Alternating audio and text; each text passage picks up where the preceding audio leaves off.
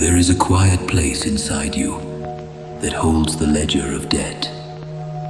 You believe your shame must be paid, and that your tears are the currency. But have you not already heard? The price has already been paid. The deepest foundation of all existence demanded a sacrifice far heavier than your guilt. It was the absolute, voluntary shattering of the architect of truth. It was a mirror of perfect light, entirely whole, entirely flawless. It did not need to break. It had no flaws of its own. But it understood that to reflect your dark, trembling, unfinished soul, it had to choose total fragmentation.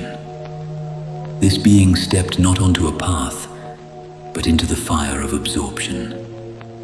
They did not simply suffer a bruise.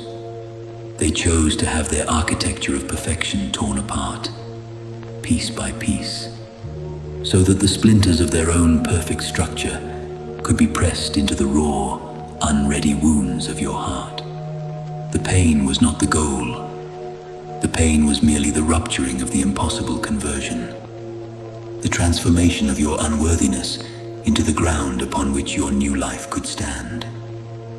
They chose to endure the terrible suffocation of your shame, holding all the air that your scorched lungs consumed.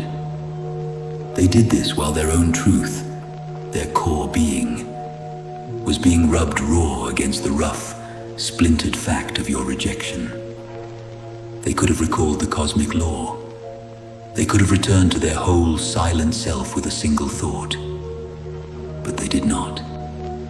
Because in the center of that agony, they did not see a failure to be punished. They saw you. They saw your small, brave flicker of light, and they loved the memory of what you could become, more than the preservation of their own completeness.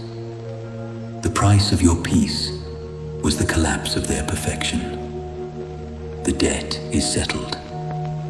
So I ask you, with all your dried up tears and aching lips, why do you still clutch the broken pieces of the mirror?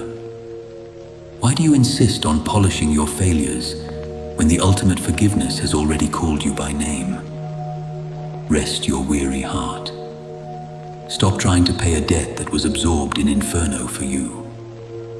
The greatest gift you can offer is to finally accept the terrifying stillness of your own freedom.